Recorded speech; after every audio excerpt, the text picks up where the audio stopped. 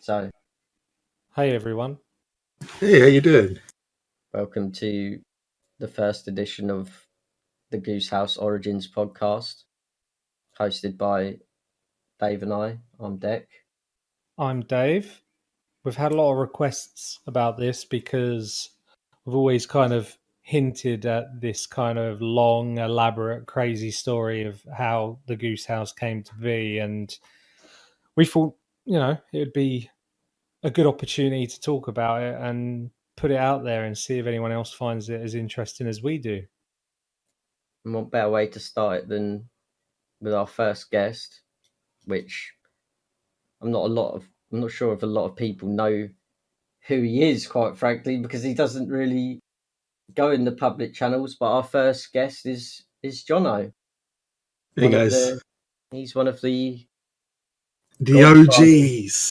Yeah, he was here before I am me. OG Geese. That's me. He was here before me. Yeah. Jono goes way back. 15, 16 years, maybe longer. Yeah, a long time. And It's I guess gotta be that's longer where than that. I guess that's where it all begins, right? Like, how did we meet? What happened? What brought us together? You know, it's scary. It's going to be like 20 years pretty soon, I'm sure. Yeah. Oh my god. That just makes me feel old as fuck. Sorry, guys. Yeah, I'd say that's probably true. It is actually really close to 20 years. So how did you two meet? Because I know how I met each of you individually, but I don't know how you two met because you two were friends before I come into the picture at all. Oh god, I don't even want to remember how we met. Well, for me, it all kind of begins in my friend, my best friend at the time, Neil. Me and him used to spend almost every weekend at his, and his mum had the internet, right? And she was one of these very few people who had internet in their home. Like, everyone's computers at home. My computer, like the downstairs computer, it was never connected to the internet, and she was one of the first. And I remember one day Neil came into school and he was like, "Oh, Dave, there's this new website I've heard about called Habbo Hotel, and it's supposed to be really good. We should check it out." And I was like, how do you know about it? Because websites, we had internal websites on our school computers, and we can kind of we could reach the outside world to a certain degree, like with the really early days of Google and stuff. But that was in the IT class. You only ever had access to stuff like that. It was still all so new. So I was like, how did you find out about this? He was like, well, I mean, I went on my mum's computer and I just saw it on Yahoo News or whatever it was, whichever of these news articles would have been around at the time. He saw it and he was like, we should check it out when we're next at your dad's, because my dad's business, I went there all the time, and Neil would sometimes come with me, and he had a computer that was connected to the internet. And I remember the first time it was like, we're going to go on this website, we're going to see what it's all about. Just absolutely ravaged with paedophiles. That's what it is now. At the time, we didn't know that, and I made my first account, Dave_Bam, in 2001. This would have been 2001. You're an edgy skateboarder and you just love Bam Margera, or yeah, exactly. I was a skater kid. I absolutely loved skateboarding. It was my life, and I loved, like many did at that point in the Jackass. at that point in time, it was Jackass and CKY, and those was the people you aspired to be, right? So yeah, my first account was Dave_Bam. I never knew what happened to that. This was very early Habbo days, so accounts would just randomly disappear. They would do random wipes if your account hadn't been logged into or used for a certain amount of time, or hadn't spent X amount of money, or if it was just taking up space, they would just get rid of it. They would mass clear accounts randomly. I don't even know what my first account was on Habbo. I know what mine was. No? Do you want to know? Go on. Decky Too Hotty. Becky Too Hottie. Was you a Yeah. wrestler? It was I wasn't a wrestler, but I named it after my favourite wrestler at the time, Scotty Too Hottie. Your Oh, favourite yeah. wrestler at the time was Scotty Too Hottie. Yeah, it was. That can't be true. I obviously loved Stone Cold and The Rock. They were great, but Scotty Too Hottie was one of my favourites. Was it because he did the worm? Might have been. Was it Because his of his like cool hair? his frosted tips poking hair, out the tip of his poking out of his sun visor? Sun visor Yeah. that had no Yeah. top. And he would dance with Rikishi and fucking Grandmaster Sexay. Yeah, I love that. I was love like Rest in peace, 12. Grandmaster I thought that was Sexay. I great. was so into that. That was my It's great. first ever account. But Yeah, going back and to where we were. I wanted to be serious. You know, I think we all did when we first joined Habbo. I was thinking, well, I want to be a serious businessman, so I gave myself a suit, as you do. I mean, you just have to when you're that age. You think suits are the coolest things in the world, so I gave myself a suit. And I remember that what was the area sofa that was really like businessy? It's like green and wooden. Yeah, it was green and wooden like furniture, like what's in this room now. But obviously, this is Habbo now. Habbo back then had not a lot of stuff, and I saw that wooden brown greeny furniture, and I thought that would match my suit so good. So And how did you go about getting credits, Dave? How did I get credits? Well, the same way that any service that involved spending money in a game at that time, there was only one way to do it, and that was to text in on your Nokia. Nokia. What I often did, call up and using the house phone or what? On the old house phone. I think we all did that now. I can't remember how much that sort of stuff cost. I think it was like it's like £3 a call. When my mum or dad would say yes, it felt like they were handing me over millions of pounds. Do you know what I mean? It was just like, yes. I used to also use the house phone. Oh, yeah. And I can remember one time. So we obviously we're quite young, right? And we don't really you don't really understand the value of money, right? No, and it's just a phone call, right? So I can remember like I was playing it for like 2 weeks or something, and I found out 2 weeks in that you could buy credits and make your own rooms. I didn't have a clue what was going on. I was literally like 10, and I would just go into these rooms and chat to these people. I didn't know you could make your own ones. I thought they were just part of the game. Anyway, when I worked this out, it was like you can ring this number and get 35 credits, like for blah blah blah amount. And I'm not just thinking like it doesn't cost money to call people on the house phone. Like I'm 10, I haven't got a clue what's going on. So I called that. I must have called it about 100 times. Oh no! I remember, oh no! My dad, and I wasn't just calling it for me. My mate Nick was there, and I'm going, "Go on, Nick, you call. It's your turn." Like we were having a great time.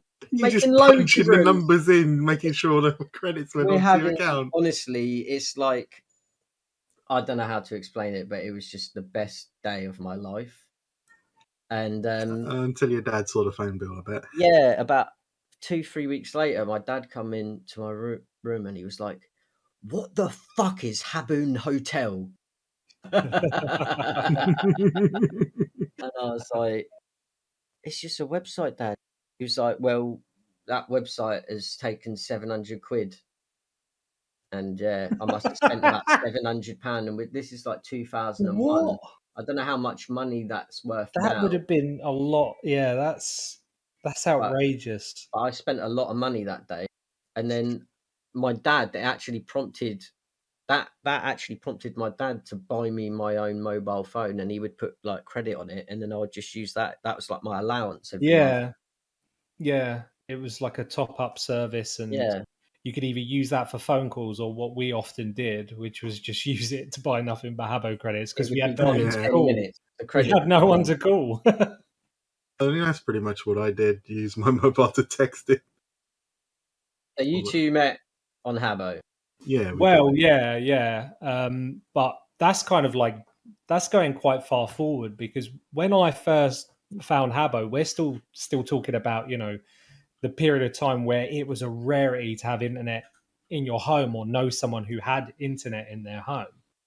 So like the only time I could ever play Habbo at that age was at my dad's because he had dial-up. I always remember it was a service provider called Zoom. No idea what this company does nowadays, but that they were the business internet provider for, I guess, that area of London that my dad's business was in.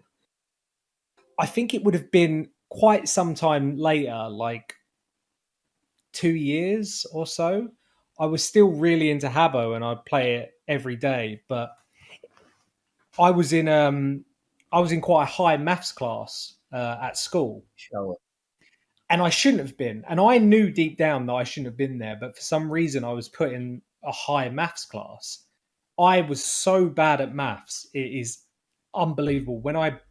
For my GCSE in maths, I got a U. Like, that's how bad I am. It was so unintelligible. They just couldn't mark it. So it was unmarked. Well. Yeah, so I had no idea what I was doing. I think it must have been year 8 or year 9. I had no idea what I was doing in this like level 3 maths class. And I was put next to a guy called Dan. I had absolutely fuck all in common with Dan. Like, Dan hung around with the guys that would bully. Like, he was, even though he seemed like a nice guy, he would more stand in the background and, he wouldn't really like do any sort of bullying. Just to clarify, this isn't Dan from the server. No. This isn't Dan from the server. This is a different Dan. He was on. You'll get to the part of the story where that's relevant information. I'm not bringing him up for no reason. I think it's looking back. If it wasn't for me being accidentally put in a higher maths class and then placed next to Dan, I think Habbo would have died out for me. Like 100% would have died out for me. I would have not really returned to it. But yeah, I was put next to him, and I had nothing in common with him, but obviously you start talking, and I remember seeing he was drawing something, and he was drawing stuff from Habbo on his maths like book, and he was kind of like, I can't remember, he was drawing a bit of Fernie. I couldn't tell you what it was, but was he using was it one of those maths books where it was loads of grids, little tiny squares, so you can draw stuff from Habbo, and he had drawn something. And I was like, hold on, are you on Habbo too? And he was like, yeah. And obviously me and him had to kind of like hang out on Habbo like every day after school because of that. That was like the thing we had to do, because we ended up becoming really, really good friends. I don't know if you remember him. His name would have been like, what was it, John? It was Repro in Habbo? Repro. Yeah, Dan was Repro. And he was like, he was next level compared to me. He saw Habbo as a business opportunity. He would start with one piece of Fernie and turn it into millions of thrones. He was that dodgy dealer kind of guy, like getting these little deals in left, right, and center.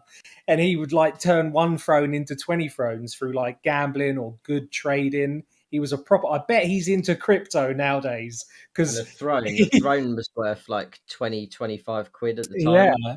I bet you he found his way into stock markets and crypto, whatever he's doing with his life now, because he was just so good at kind of knowing what needs to be traded and when to kind of. I wonder if he was part of that reunion group. Maybe. I've still got him on Facebook. Like, I can go on there right now and like see what he's up to. But I bet he does some crypto on the side, at the very least. He does crypto on the side. And anyway, yeah, he kind of like made me realize there was so much more to Habbo than I knew. My whole thing up until then was just hanging out with Neil in a place called Landers Gay Girl Bar, which is really bizarre. We would hang out in a gay girl bar. So we was already aware of Jono. He was kind of children. As children. It was a very weird setup. And we kind of knew of Jono because he was kind of like a special person in that room, always behind the bar. And you know what I mean when I say that. He was in the VIP section of this room all the time, and me and Neil wasn't. We were on the outside, but we liked the vibe. young boys, lesbian girls is exciting, right? So we hung out in the gay girl bar. It just seemed like, and it was always popping. It was always a popular room. And then one day, like out the blue, I think I was actually at Dan's house at the time. He was like, Dave, come and look at this. And he refreshed the Habbo front page and it had Jono's Habbo on the front page. And it said, congratulations. What was your Habbo called? Like, fuck knows. Why were you on the front page, Jono? He had won a competition. Won a contest on Habbo. I won a contest to win one of like the rare fernies that they just introduced. It was like blue, one or two. Blue bird bath. It was one of the red. It was red. Oh, red bird bath. The red one. There only two of these things existed in the hotel at the time. One had been given away to someone else a while ago, and then Jono got the second one. And it was like, this is one of a kind fernie, right? It's so rare, like worth a lot of money, hundreds and hundreds of thrones. And Dan was like, look, this guy has just won those bird baths. And he was like, you know him, right? And I was like, yeah, like he goes in the room that me and Neil go in all the time. And he was like, well, I think I'll be able to get quite a good deal for that and like scam him out of it. And I was like, yeah, I think I can make that meeting happen between you two. Like I'll be the one who brings the two people together. What you're saying is you met Jono because you wanted to rob him from his my virtual furniture. My first ever conversation with Jono was me trying to lead him into a false sense of security so we could steal his shit. And that's just like, that's just nuts, isn't it? What if Jono hadn't have won that red bird bath? I know life's got a lot of what if moments, but that's a competition as well. So it makes those chances even smaller. If Jono hadn't won that competition, none of us would be having this conversation. Yeah, and that's kind of just like, that's it is mind blowing when you think about it. So what you're saying is, to run this down, you've gone from casually going on Habbo with your mate Neil and hanging around with lesbians as children to becoming a criminal, a virtual criminal. I would say criminal. And that's where the life of crime started for me in Habbo. As you know, Dec, we've got a long history of crime in the hotel. Well, there's some things, and it's our crime that brought us together, right? There's some things that cannot be said. Yeah, even for in sure. This podcast, because I sure may be incriminating myself. I don't know what the expiry date on these kind of acts are, and I think those things are well beyond the date of like you can maybe be cancelled to them to a certain degree, but yeah, the next thing we know, we're pretending to become friends with Jono to give us a better deal on the bird bath that he had, but not realizing the process there was actually like I kind of started to actually like Jono. I thought he was a cool guy. He wore a cowboy hat in Habbo, which I found very strange. Oh yeah, very cowboy hat. And the flame t-shirt as well. The flame t-shirt, the cowboy hat. I didn't like that, but I did kind of think, oh, Jono's quite a cool guy. And if I end up behind that in that VIP area in Landers Gay Girl Bar, even better for it. So I thought, this friendship could actually be great. He's hanging around with the same people I hang around in the hotel, so why not? And so long story short, Dan scammed Jono. Jono gave him way too few thrones for how much this thing was worth. I think I eventually found out like I got half of what I was meant to get. Like I was 100 or got like 50 or something. Dan swindled him out of that, but then like that created kind of like a new friendship group from that between me, Dan, and Jono, and then obviously because the sort of crowd Dan was running in, on a lie. Yeah. Because of the sort of crowd that Dan ran in, scammers and stuff, naturally that sort of stuff turns to scripting and kind of like stealing accounts. So what's scripting? Well, you're better off, aren't you, Dec? Aren't you on the Wikipedia? Yeah, we'll get into that later. But yeah, that's kind of how that's kind of how I ended up in kind of that, walking in those circles on hotels, like these gangs and crews. It sounds so pathetic, but like back then it was the most important thing of our like young lives to be accepted by a large group of people and thinking that this large group of people has your back, even if they're just little people running around on the screen. It felt kind of like it was quite empowering, right? We were breaking the game, and it just felt like, wow, we are the internet gods. And we obviously we wasn't. It was kiddie scripting, kiddie hacking. It wasn't even close to like what was possible at the time, but we thought it was so cool. Yeah, but if And it wasn't for the kiddie scripting, I wouldn't have learned how to code anyway. So it's important, yeah, for sure.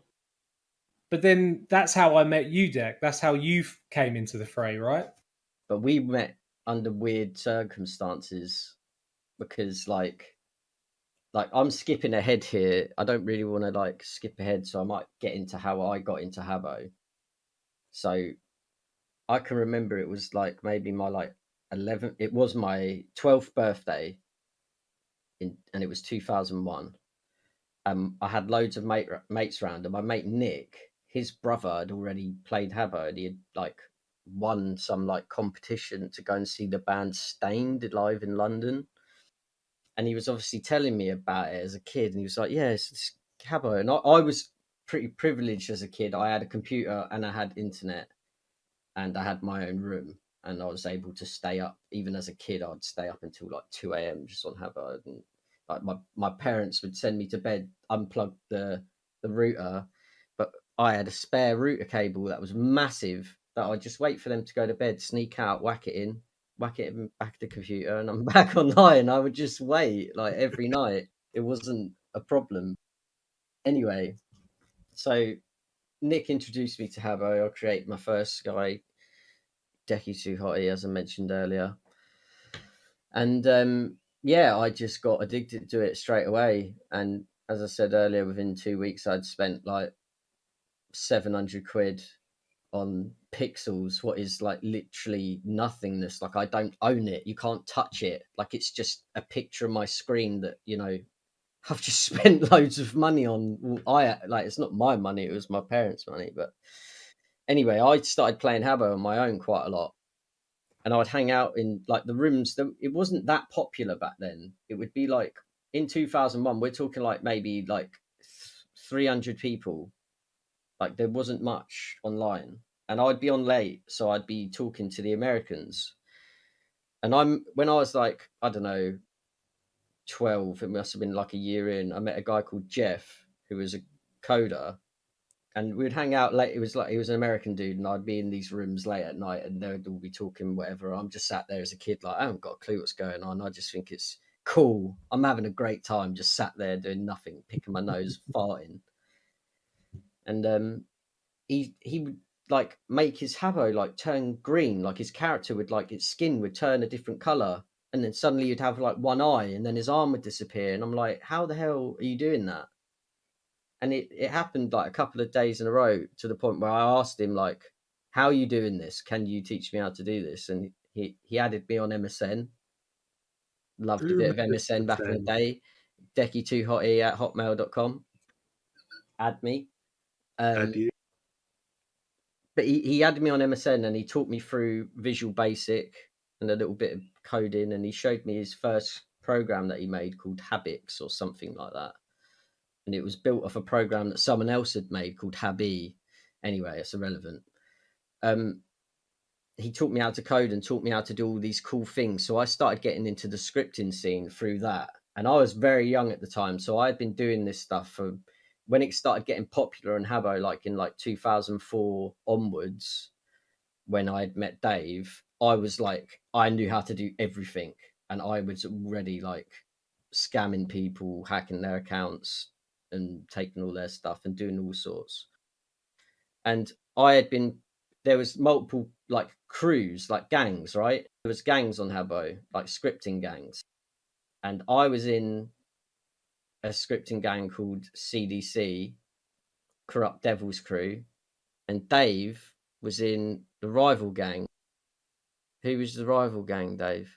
I was in IOU. He was Yeah. in IOU. And what that stood for I own you, right? It did. I think it standed for "I Own You." Yeah. Yeah, really was. creative. But it was kind of like it was kind of ahead of its time, in that it had like a double meaning. Like, it was stupid. It was Yeah, so dumb. But yeah, like John. What was cool though, because I kind of led a weird double life on Habbo, because part of the reason why, because IOU were already big, right, at the time, and I had no real idea who they were, but like me and Neil had our little website called Bollocks Industries, I didn't love we? that website. And so we were already into this website. Was like prank calling over Skype, like really stupid stuff like that, comic strips. But it was kind of, people found it really funny, and it kind of, a lot of people visited it from Habbo Hotel. And one day, I was kind of like, I was kind of, I can't remember what I did, but I did a prank or something like that on someone on Habbo, and anyway, I end up meeting IOU, and I started hanging around with those guys, and they liked the kind of nice guy, kind of funny guy doing like all these pranks, because this was before YouTube prankers, right? Yeah, This was before YouTube really was a thing. It was pretty much, it's what was before it? ownage pranks. Yeah, all you had really was Google Video. It was a long time ago. And I met them through this kind of like being known as the funny pranking guy in a certain part of Habbo. And so they came to me and was like you should join, because you know, uh whenever we do these kind of like things where we take over radio stations or take over websites, videos on you from you being posted on the website would be like really funny, and like with your content. And I was like, yeah, sure. Like, I know absolutely nothing about this, but I was almost like hired as the jester. But like the more I spent time with IOU, and they showed me the sort of things they had, and what they were able to do. Just like Deck, I started getting into what was possible, sending people keyloggers over MSN Messenger disguised as pictures, and then convincing them to like double click on it. And it was always the same size, and it started getting known, never accept a file from someone over MSN Messenger that was this particular size. It was like 37 KB. That must be a keylogger, right? Like, it was so bizarre. So I can actually remember the day I like come into like knowing. Well, I knew who you were because we were in like rival gangs, right? I knew who you were. I knew you were a part of IOU, but I didn't know you. And I remember that you and Neil had hacked like one of the really, so back on Habbo, for some reason they would have Habbo radio stations that you'd listen to while be on Habbo. Like, I wouldn't listen to it personally, and I don't think Dave or Jono did, but people did, and lots of them for whatever reason. Don't ask me why. But Dave and Neil had hacked one of these really popular radio stations, and Jono had sent me the link on MSN saying, "Oh, listen to this, it's funny." So I went on it, and I heard Neil and Dave just popping off. I can't specifically. You were just being Neil and Dave, just having jokes and taking the absolute piss, swearing as much as you can. What they were doing, playing metal music, screaming. Yeah, they were down the night. ruining the radio. So like, And I found it so funny. I was like, okay, I have to meet these guys. I said to Jono, like, how can I meet him? Because I didn't like, even though we were in rival gangs, I didn't really care. I didn't really like, we weren't out to hack each other. We were just out. Our gangs were like sort of just out to outdo each other with what they were doing, because it wasn't just Habbo related, right? As you said before, you were like, you're hacking people's websites, defacing websites, and taking over their hosts and coding keyloggers into pictures and sending them. Like, there was more to it, so each gang would try and do more to be better. And I remember I said to John, I have to meet Neil and Dave, and we did, and we started hanging out. Like, I can't remember specifics, but obviously on Habbo you just stand in a room together and just type, right? There's no just chat nonsense. It doesn't go much deeper than that, really. But we started hanging out quite a lot and getting to know each other, and then I can't remember why, but for some reason we decided that we were going to play CS 1.6 together, or it wasn't 1.6 Yeah, at it the would have time. been It like was like 1.5, 3 or 4. 1.5 when I met. We were all talking about it at the time. All I remember that. Yeah. So I can't remember. Had we already gotten onto like voice chat by then, or was the first time It was I all came no. on to talk It to was you all on then. because of But CS? yeah, it would have been. We never spoke over voices like during the Habbo days. It would have been the second we transitioned into CS 1.6, 1.5, that we would have gone like, well, we need to talk to each other to play, right? And that's probably where the MSN, because you could call people on MSN Messenger. Yeah, The group I do chat. remember But there doing was, that. yeah, I never remember doing that because you not Actually, do. no, that's right. I'm getting like flashbacks now because people would do it to troll, right? Do you remember you would get invited to like group voice calls and you would join and there'd be like 10 people in there just all talking shit and then everyone would leave. Maybe Like, then that would we happen did all play the over time. MSN Messenger. Because obviously MSN Messenger was like our direct extension of Habbo Hotel. It was just as important, if not more so, right?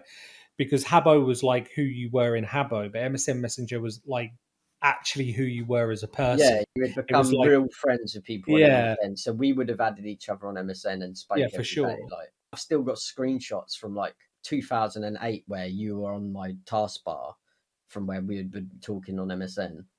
Yeah, and a lot of it is because of the main way that crews kind of got into websites and crews, like especially me and Neil, how we even got access to. We weren't hacking. We're not sat behind a terminal with like green writing going like Matrix. up. It's social engineering. It's knowing people who know stuff and what they're willing to sell that information for. It was a lot of mafia level stuff going on, and it was always claimed like, you know, I was just hacking. That was kind of like what it was called, Yeah, because there was a level of that. generalized. There was a level of that, but it was mainly just betrayal at like all Yeah. costs. I remember really distinctly the way me and Neil even managed to get access to Habbo Radio is one day one of the guys who work on Habbo Radio while he was live on air screenshotted his desktop and sent it to his friend, and it just so happens it showed all the connection info because it was the window behind the Habbo Hotel window, right? If you get me, like behind the web Yeah, browser. you could just see it. So you could see all the information, like what he's connected to, the IP, and whatever it was you needed to get onto these internet radios at the time. And this friend betrayed that guy by delivering the info to me and Neil and IOU to kind of take it over. And all it was a case of was because his username was there, his password obviously was starred out, but all it was a case of doing was just guessing his password, which back then was really easy to do. Like, it was, if you knew anything about it, it's like, what's his favorite? Do you like, especially if you're asking their friends, oh, does he have any pets? What's It his, mainly would just be his their name birthday? 1, 2, 3. Yeah, Like, it it'd was literally be like that, or password. because Just we whack were in the all word dumb. password. Not thought of complicated passwords when you're a kid. It's just the easiest thing you can type to get in as quick as We possible. weren't like, actually hackers. We were just. It was just a multitude of different things. Like, Yeah, there was But- layers of it, because at the same time there was software and there was keylogging. yeah. To a I did learn to certain code degree. because of it. Yeah, and that's all it really, because you had to. There was so much social engineering behind it, because the keylogs, your computer, someone's computer, they had to trust you. They wouldn't just blindly accept things off of you over MSN. So there was so much betrayal back then, and it was always scary, like logging into your account thinking, what if I've been owned? Yeah, I mean, I've I've been got a owned. couple of funny stories. Like, I had a mate in real life that me and Johnny know that we went to school with. I've known him since I was literally like 5 years old, but he was on Habbo as well. And I'm like, at the time, like, I've played since it's literally come out. I've played for a long time. I knew everyone, and to the point where some random guy has screenshots. Like, there's a Wikipedia for Habbo and a scripting section, and it's got like maybe like 6-7 people that have been like put in the Hall of Fame, and for some reason I'm there. I don't know why. Indeed, Deck. You're immortalized in Habbo. Yeah, Wikipedia. But some guy has got screenshots of stuff that I did like 15 years ago. Like when I first come across this webpage, someone showed it to me and I saw these screenshots. I was like so taken back that someone had literally saved these on their hard drive for like that long and uploaded them. But they've added me into this like Hall of Fame thing because I did a lot of stuff. I've been on there a long time. Like it's not like I was super smart. I was just friends with the right people. I was good at getting information, and people would just tell me stuff. Like I wasn't super smart. I wasn't the best scripter in the world, but I knew what I was doing. I had my head around the way the game worked, and people would tell me stuff and I would work from that and I'd mess around and I would find like weird things. And one of the things that I found happened to be like massively game breaking, where I could go into anyone's room, like even if I didn't own it, like I had no rights in it, nothing, I could go in there and I could just delete everything in their room, or I could just turn it into like a big red box with my name in it saying fuck you. Like I could do anything. Like I literally had the power of God, and I found it by accident because someone had shown me something and I thought, wait, what if you try this? And it worked. So I just went to town and abused the hell out of it and got known by it. Do you want to know one of the funniest stories from like my crew days? Because when I did finally, and I bet Jono remembers this because me and Neil would have gone on about it for weeks, how great it was. But I remember when I finally did get the internet at home, whenever I still had to go to my dad's to help him work every now and then on a Saturday, and sometimes I took Neil with me, and because we were so obsessed with Habbo at this point, having a day off from Habbo was unacceptable.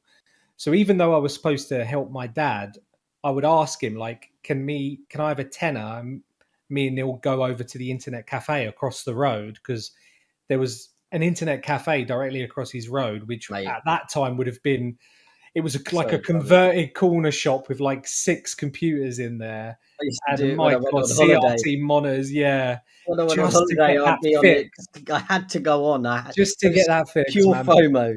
Because I knew my crew were doing things without me. And I was getting kind of like really, at that point, I was worried that I wasn't doing enough in this crew. And I still wasn't at that stage in my life where I would just ruin someone's life by sending them a keylogger that I knew and were my friend, because I actually liked making friends.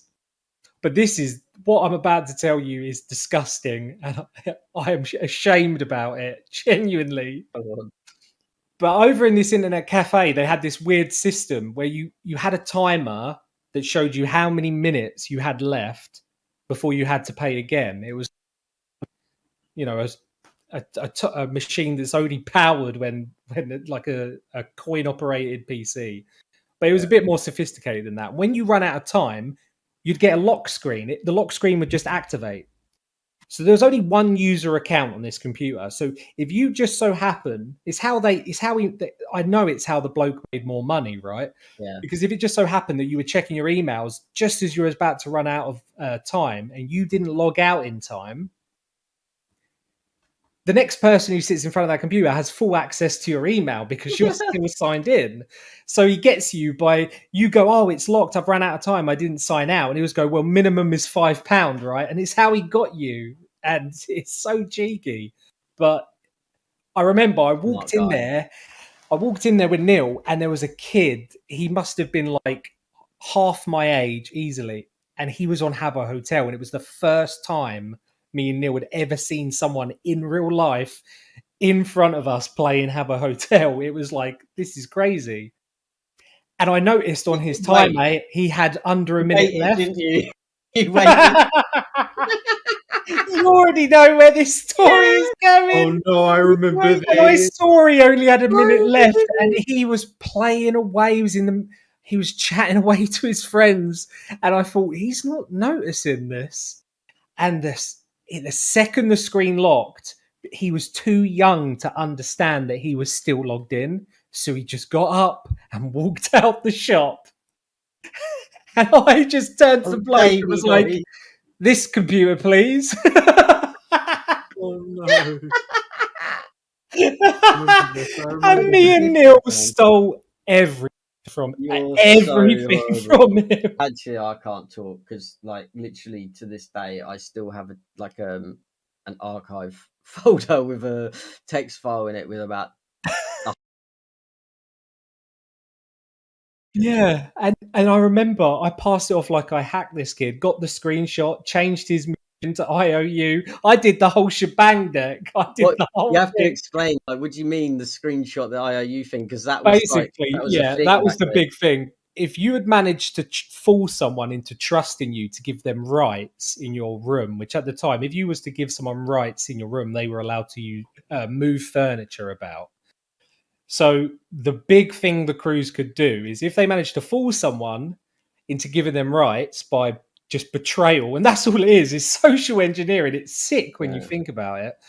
They would use a program that kind of fucked with the game in such a way that you could stack all the furniture on top of each other and then put it behind a wall. It was a mild inconvenience at best, wasn't it? That it would take them maybe 20 minutes to pull it all out. If they did, the thing was, if they didn't have HC, they couldn't use the chooser function to grab it all out of the wall. Some of it would be stuck. That's like, now we're getting really complicated, and people had to call a moderator to do it sometimes. Yeah. Oh yeah, I totally forgot about that. But yeah, you would have to get mods to move it out. You would. Only mods could do. Who would show up? Mr. Fixer with his bald head. I used to have we had a program coded where it literally would just be one button and it would move everything in the blink of an eye. Yeah, it would lag them, everyone in the room client side. So it would be like, and then it would just ping. Yeah. What the fuck? All the typing would stop, all the movement would stop. You would literally freeze your room in time. It was crazy what we could do. But that's trashing a room. That was, yeah. But I passed it off like I had hacked this kid. So anyway, back on track. So once all that furniture was in the room, you had to stand in the corner of the room, like I'm about to demonstrate. You'd have to stand in the corner of the room like this, stare right into the camera, wave, type your shit like IOU, get owned, bitch, and then screenshot it. And that was it. That was the big slap across whoever's room face. It was like, get fucked, loser. Like, we got the screenshot. How dare you pretend we're friends? People would spread the screenshots around, like people would send them around MSN, upload them on scripts. Such an insult. It's such an insult. If you're featured in a trashed room compilation on a shitty.tk website, you're done. You're done. You will never show your face in Habbo again. Right? There'd be like these rooms. There'd be these rooms that was dedicated to helping Habbos, right? And people would go to the lengths of like becoming a trialist, pretending to be like really happy and nice and wanting to help people. And they would work on this for weeks and weeks and weeks to the point where they're trusted with rights. And then they would trash the room and change their name and change how they look and put IOU, get owned, bitch. And that's all it was. That's all it was. And it was just like, man, I wish I could find like all those screenshots, those hundreds of screenshots. There's so many screenshots back in the day, man. It was just so beautiful, and that's how stupid. And if you managed, in the rare case that someone got access to your account, which wasn't hard back then, all it took was a bit of social engineering. You'd be like, because Habbo would, if you tried to recover a password to an email, Habbo, all you had to do was answer a few secret questions. And most of these secret questions you could casually bring up in a conversation with someone and they'd tell you how you're thinking about it. And if on the off chance you did manage to get into someone's account, you would change their look, then change their password, and then put something in their motto. So anytime someone searched for them, that's all they'd see, that motto. And it would always be like, IOU shouldn't have trusted us. IOU coming for your soul, or something stupid like that. Yeah. Coming for your soul, Jesus Christ. So let's get past the scripting stuff. We've met Jono, we've met each other, and we've become pretty good friends, and we've started playing CS 1.6. Now we started playing Counter-Strike quite a bit. It's Counter-Strike, yeah. I was already playing Counter-Strike before I met these guys, but I was playing on like American servers, and I was playing with like 140 ping because I was just so young. I had no idea what lag was. I just wanted to play with cool Americans and play CS Assault all day. And I was playing with this guy. I was playing with this guy called Naden or Hayden or something like that. I can't remember his name. He's an American guy. He was from Texas, and he was scrimming with his team, and he asked me to play with them. And I was like, yeah, all right, let's do it. And that was like my first like ever CS scrim 5v5. I'd never done anything like that before, and I was just hooked straight away. And as soon as we like become friends and started playing CS 1.6 together with Jono and Dave and Neil and Tom, and there was loads of people there at the time. There was a couple of people that won't be known at all. I wanted to scrim with them lot. I wanted to get a team together and start playing like actual games. And these two were interested as well. I can't even remember who was in the first ever like team Iron Fist. Like it was me, you, Jono, Neil, and who else? Would it have been Tom? Yeah, it would have 100% have been Tom. Not Mossop. This is not Mossop, by the way. It's a not. Different Tom that's kind of lost to time now. He's actually the one who sold me his copy of his CDs for CS. Sorry, not CS, Half-Life. Oh. I remember it was like year 10, or it must have been year 10, because I distinctly remember we were walking to the nearest high street to get our lunch, which at my school only year 10s and above were allowed to do. It was so stupid, and we were walking. He was like, "Oh, you've got a PC, haven't you?" Because I kind of knew him because we hung around in the same social circles. He's like, "Oh, have you got a PC?" And I was like, "Yeah, I do." And he was like, "Have you ever played a game called CS?" And I was like, "No." He's like, "It's like a shooter. You just kind of like, it's like a gun on the side of the screen. You just go around like and shooting each other." And I had no. All I knew about my computer was MSN Messenger, socializing, like websites. Was MySpace? Would have been around then? No, MySpace was later. 2006 onward. And Habbo, that's all I really used my computer for. I didn't. Obviously, I played like games that everyone played, stuff like Flash games and Age of Empires. But I never really like delved into PC gaming. I didn't know what it was. PC gaming. PC gaming to me was when you'd go into Tesco's and there'd be PC games around. Do you remember those spinny little things with all the PC games, and they would all look shit? Yeah. And like that didn't interest me at all, but Half-Life sounded cool. And the way Tom sold it to me was like, well, you need these discs to install Half-Life, and then you have to download Google CS Counter-Strike, and you'll find the download files so you can run CS, because it was a mod back then. It wasn't an actually like fully fledged game. So that's exactly what I did. I paid £5, and the next day Tom bought in Half-Life, and I installed it, and then I installed the mod, and I started playing CS, and I immediately told Jono about it, and you were already playing it, and I knew you were already playing it. I found CS because I would read magazines a lot as a kid. I wouldn't really read books, but I was really into magazines. I'd always get the wrestling magazine and the like computer technology magazine, and one of these like technology gaming magazines that I got had CS on a disc. Yeah. That was how I got it. I got it from like a demo disc, and that's how I started playing. And then Steam came out. And then Steam came out. The greatest thing about like my Steam account now is my Steam account is exactly whatever Tom would have set up when he first downloaded the mod, because you had to have Steam installed as well. You had to have Steam, so he had to give me his account in order for me to play, because they were his Half-Life discs. So that's why my Steam account to this day is whatever Tom is like. It's like Jasper something 69 or something like that. Jasper 89. Jasper 89. That's my Steam account username, which Tom created when he was like a kid to be able to play Half-Life CS Counter-Strike mod, So that stuck with me this whole time because that's always been my Steam account. Because that £5, like he sold his Steam account to me without realizing that's what he was doing. It's just so strange. We played quite a lot of CS 1.6. It become our lives, like to the point where we stopped going on playing Habbo. on Habbo, yeah. Habbo had just play CS. And that's when like the whole PC gaming thing became so big in my life, because before then games were N64, PS2. Like you didn't. That's your idea of games, your console. Yeah. PC. I never There was associated PC PCs games, with. but There was, but they were kids all like wanted old men PlayStations ones, and weren't they? They were old men's like yeah, mystery games and point and yeah, click adventures and shit. solitaire.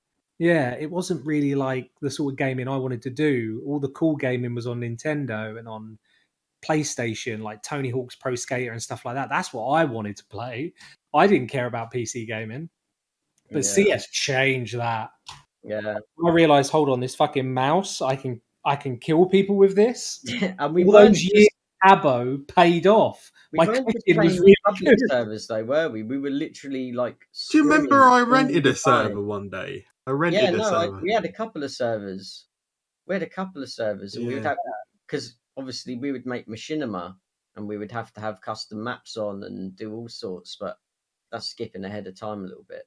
But we were playing quite a lot of CS to the point where like we were playing leagues and scrimming and playing enemy down every day, just trying to get good and become known.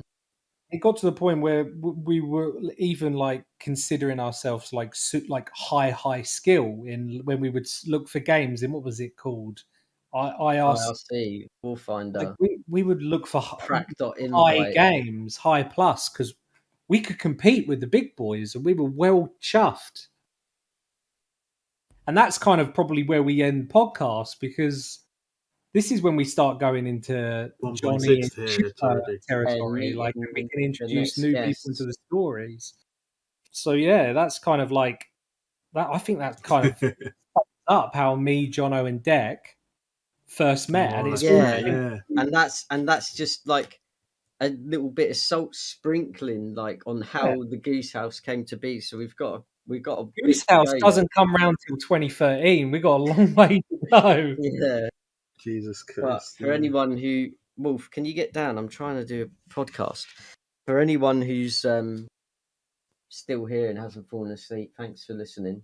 And if you let us know if you do want a second episode. Obviously, we wanna do a second episode. Do give us the feedback. I don't want to force this on you guys if this is like some of the most boring shit you've ever heard in your life. But I'm gonna. If you want to continue down the rabbit hole, then yeah, let us know, and we will definitely do another. Okay. Well, thank you. Thanks for listening. Thank you. Thank you to our listening, guest, Jono. Thank you for having me. Thanks, Jono. Even though I didn't chat much, but yeah. Thanks for being here, for being moral support, man. Thanks, Cam. Behind the scenes, giggling at our Give us a squeal, Cam. It was lovely stuff.